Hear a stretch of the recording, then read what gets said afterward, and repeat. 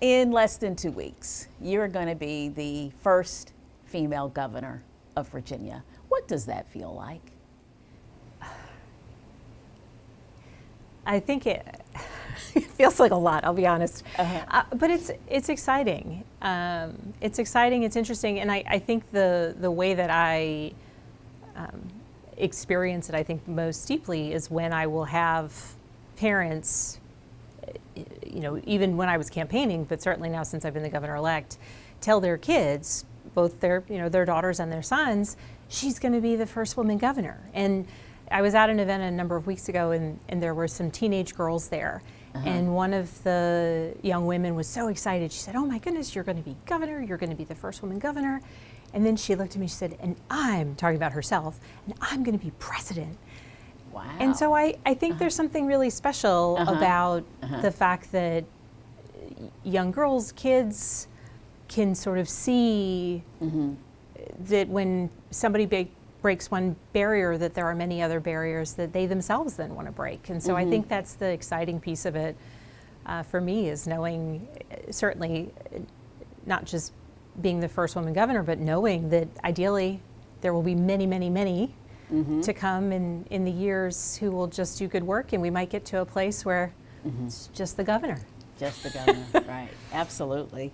So you want to move quickly on affordability. That's right.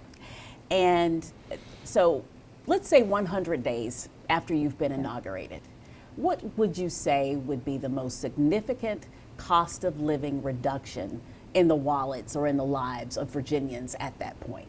So the real challenge of contending with issues of affordability is that there isn't one thing you can do to fix the problem, which is why we've rolled out our Affordable Virginia agenda. It's a mix of legislation, much of it new, some of it calling up legislation that's passed in the past, many bills actually with bipartisan votes that just haven't been signed into law.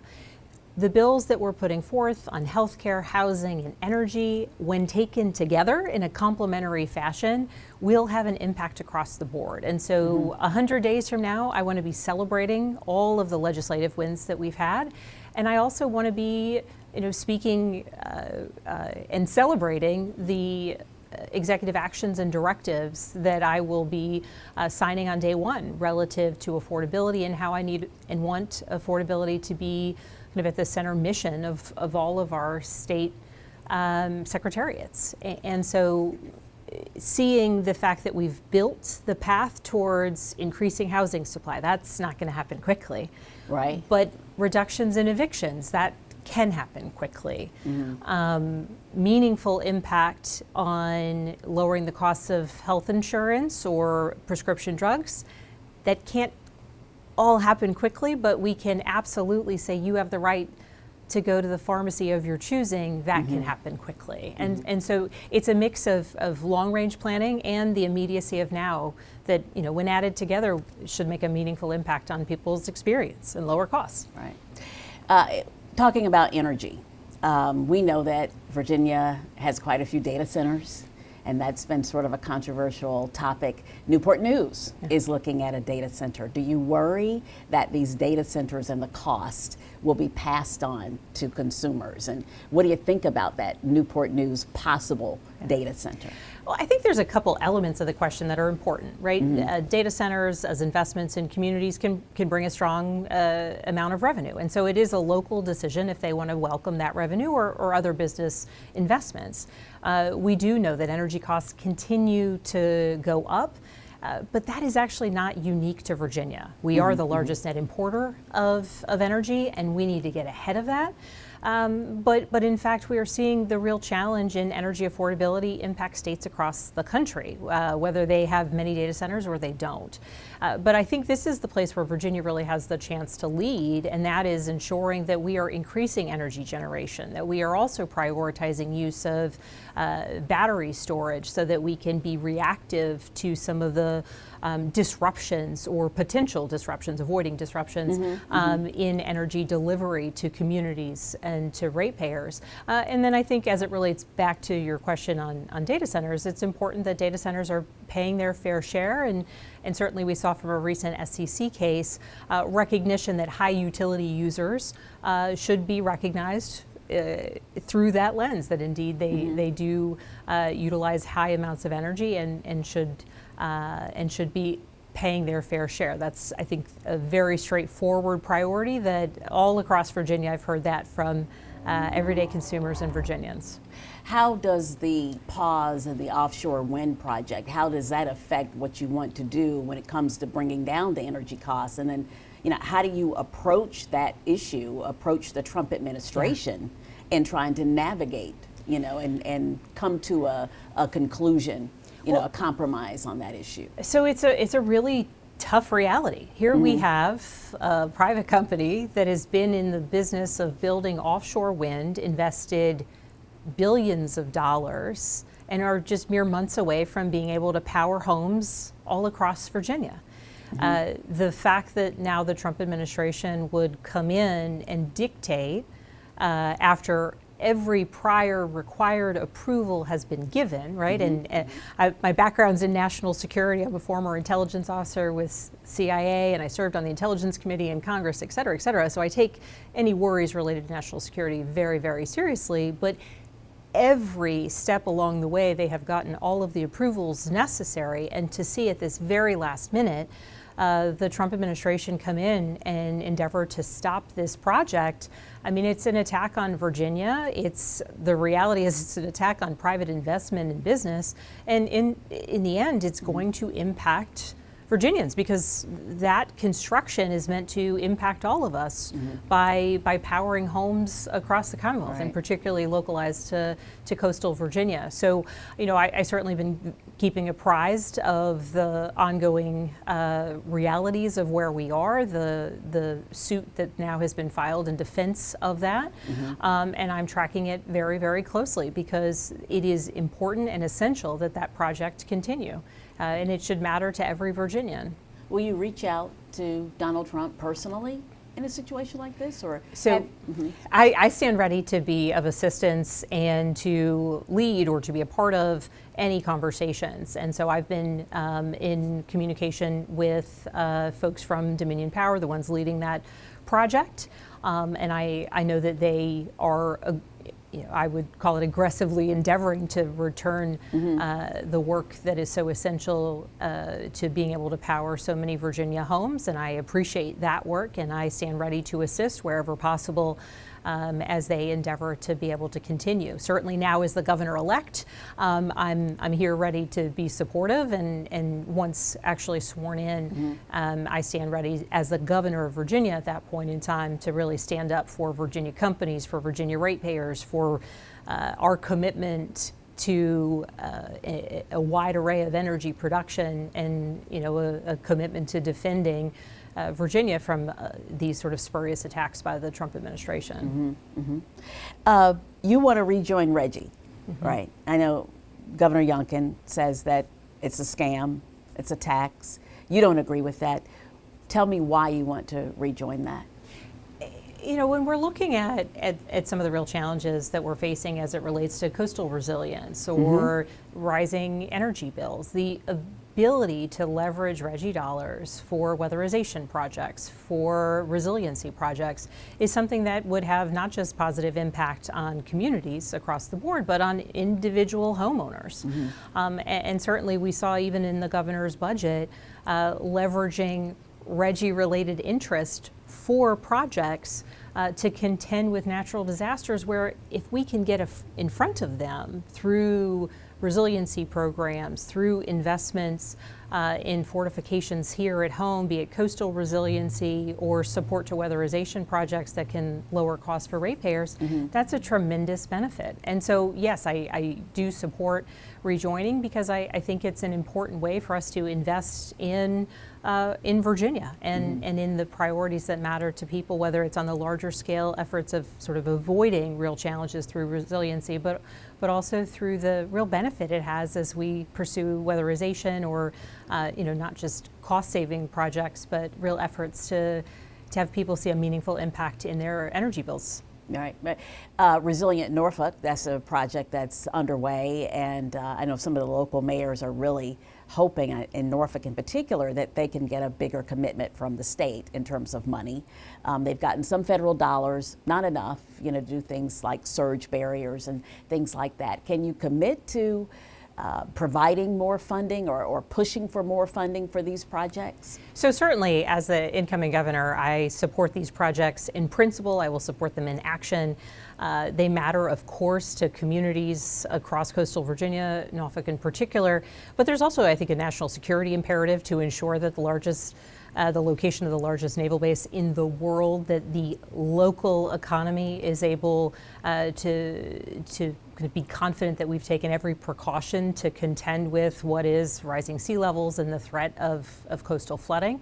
And so I look forward to being a partner with local leadership, whether it's mayors and city council members, or in the greater region also local boards of supervisor members, to ensure that any aggressive efforts to bring federal funding to coastal Virginia, that I'm a partner and a huge supporter and an advocate wherever I can be. And then at the state level, certainly state commitments are important as well. Mm-hmm. And this becomes just a larger question of where we are budgetarily. Mm-hmm. But I do recognize and believe that the investments we make in resiliency are ultimately preventative dollars spent as opposed to responding to greater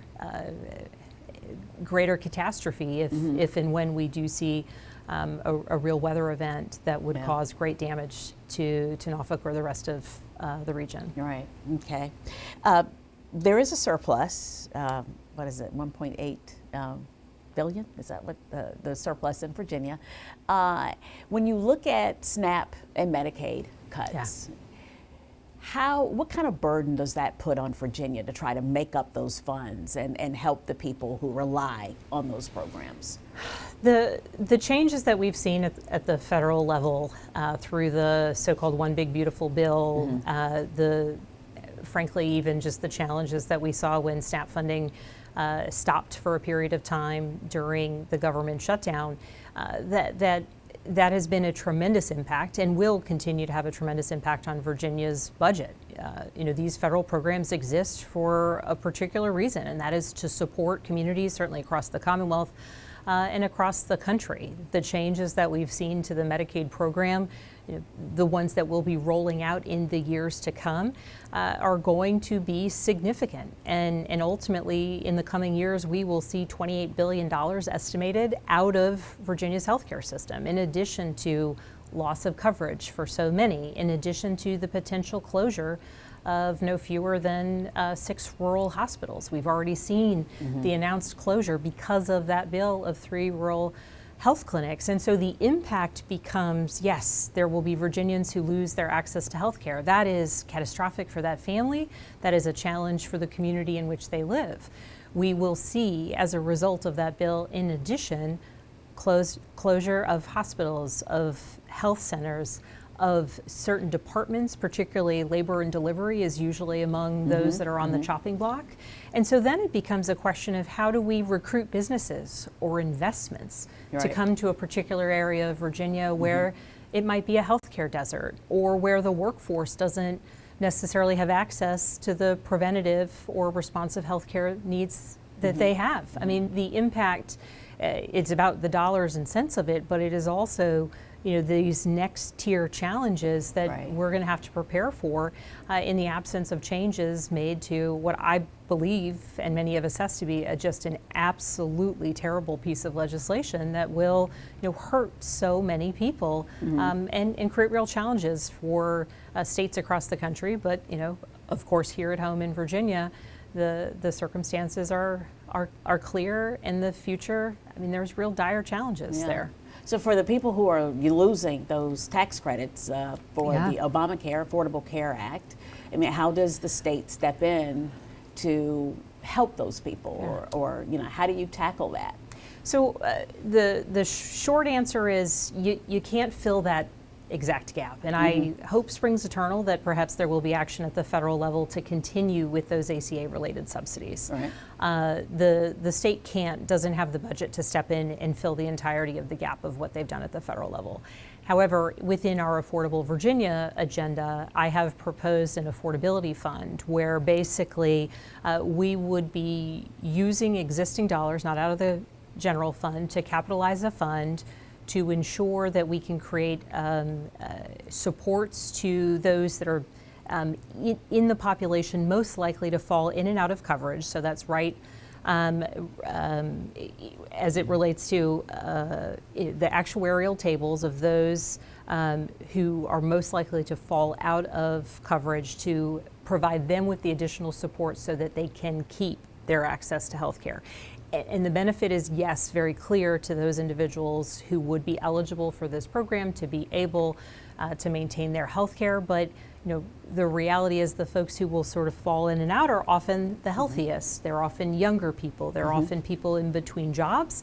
And they are also the individuals who stabilize the larger insurance market. And so we've been looking at examples of success of this type of program in some other states where the impact is very clear and beneficial to those in the program. But in fact, the overall financial impact in terms of the lowering of costs, separate and apart from what's happening at the federal level, has carried over to other premium payers.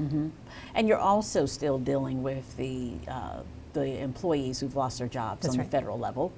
And you're proposing, what are some of the transition tools that you are proposing to shore up those people and help some of those people get back to employment, get back to contributing to the tax base? Yeah, and certainly whether it was DOGE efforts or just the uncertainty that came with the government shutdown, federal employees across Virginia have been deeply impacted over the past year. And I do think that while Virginia has been deeply impacted because we have such a strong federal workforce and related commercial workforce base, Virginia is also very well suited to try and help people transition if they are moving out of federal service, either by their own choice or forced under DOGE, because we have such a strong experience of supporting those leaving military service transitioning into civilian life. And so sometimes it comes down to the very basics of what does it mean to be in this particular type of role at this particular government agency? There's not always, obviously, when you pursue public service, whether it be through military service or through federal service, there's not always a one-to-one in the civilian or non-governmental space. Right. But I think that there is a major role for us to play at the state level in helping, the basics of resume support and transition support, but also importantly through the Secretary of Commerce and Trade, making very clear to businesses that might be coming into Virginia what are the strengths of our workforce, because we have such a strong government workforce or government adjacent workforce, and ensuring that it's not just the individual who's putting their resume out there that has to sort of translate what their skill set is, but that we have a whole of government approach at the state level to ensuring that people know what it means that we have a workforce that has expansive experience in with particular government agencies or particular roles. Okay. All right. I want to shift to talk a little bit about UVA and President Ryan, former President Ryan, and the fact that they appointed the president after you said, "Hey, I want you to pause this." What did you think when they decided on Beardsley? Is he the man for the job? Well, I think importantly, the role of the Board of Visitors is to work every day to strengthen the university, whether they're at UVA or any other public university. And they need to be acting in the best interests of the university day in and day out. And there's no more consequential effort that a Board of Visitors can undertake than choosing a next president, particularly at a place like UVA where there has actually been so few over the university's history. So I think it was a very questionable choice. I think it was a great disservice to the university community and ultimately to the incoming president, that the board, which is not at full complement and that is not statutorily compliant, chose to move forward. In my prior request of the board, I had simply said, please, pause or slow down this search. Day one, I will appoint people to the board. It will be fully in full numbers and completely compliant with Virginia state law. And at that point in time, the board can move forward. But I think it's really unfortunate that the board chose to rush and that they've appointed a new president without a full complement of board members. Do you think that search do you think there will be a new search? Do you think he's going to stay on as president? Will you step in to try to, once your board members are appointed? Yeah. What do you think would happen? So I think importantly, the role of the governor is to appoint people to the Board of Visitors who will make good, thoughtful decisions related to university governance. And I would think it would be inappropriate for me or any other incoming governor to try and dictate the actions of the board. I think objectively looking at the paperwork and his resume, I think the incoming president is obviously and would under the most normal of circumstances be a very, very strong candidate, which I think is all the more troubling as to why it is that the board would choose to rush forward his appointment in a way that I think doesn't set him up to have the clear, full faith of the university community and certainly puts hurdles in his path towards success. And I think that's a disservice to the larger university community, and I think it's a disservice ultimately to the newly appointed president. Some people say Ryan was forced out because of DEI, diversity, equity, and inclusion. Yeah. Where does diversity, equity, and inclusion fit in your administration? I think that Virginia is strong because we recognize the strengths of all Virginians, whether it's a diversity of perspective, background, education, skill set. And importantly, we have in statute here in the Commonwealth of Virginia that we have a role focused on diversity, equity, and inclusion. And so I'm going to continue to put a recognition on or understand the value of having intentionality about understanding the skill sets and the experience sets and the perspectives that different voices based on who they are, how they grew up, where they're from, their work experience, their lived experience, et cetera, bring to the table. And that is a priority for me as governor, particularly a governor of an extraordinarily diverse and vibrant state.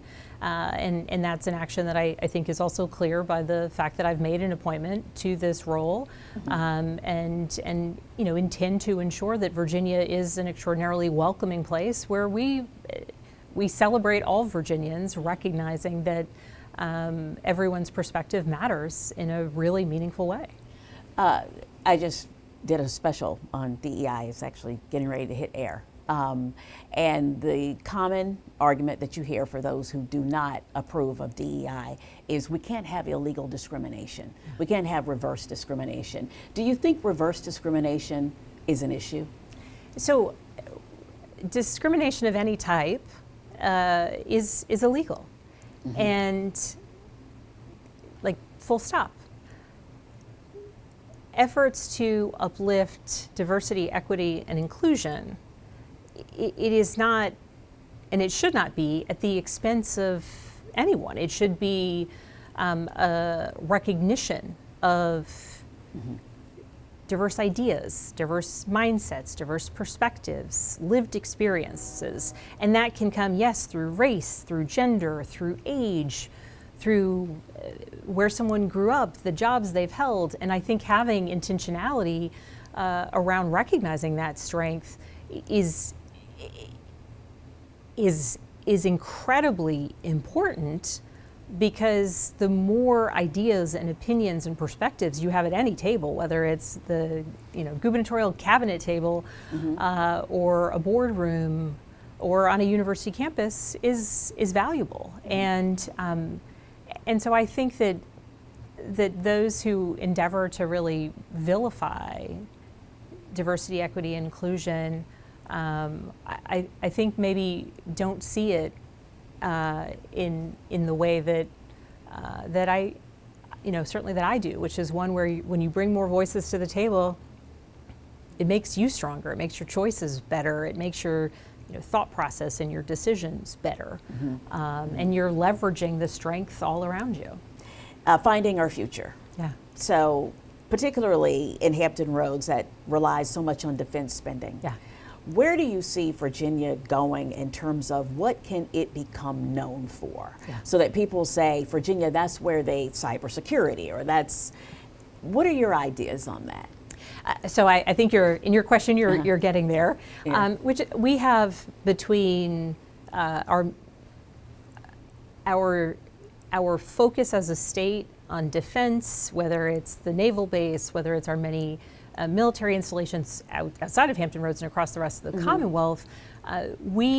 One of our strengths is that we are a place where not only are we working to protect the nation, but there's innovation happening all of the time to be leveraged by our military, by our diplomatic and intelligence communities.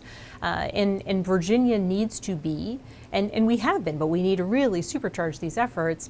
We need to be an all-over leader in AI, in drone technologies, in the technologies that have real value both in the commercial space but also in the military and defense space. And that is something that we can and will continue to achieve by making sure that either companies the world over or here in the United States recognize the strength not only of our workforce, but of the type of commerce that we do here. But then we've also seen expansion into pharmaceutical. Now, I would make an argument that there's a national security priority for us to be able to have like a strong level of independence in our pharmaceutical manufacturing. But those skill sets are tied. And so as governor, I will continue to build upon the initial successes that we have had, whether it's in the pharmaceutical space or whether it's in the technological space, particularly military and defense adjacent, and building upon those strengths that frankly, it is a unique element of Virginia's economy, how closely tied we are to defense industries and our nation's defense, but ensuring that we are then taking a couple steps into that commercial space, whether it's pharmaceutical, whether it's aviation, whether it's AI. Okay.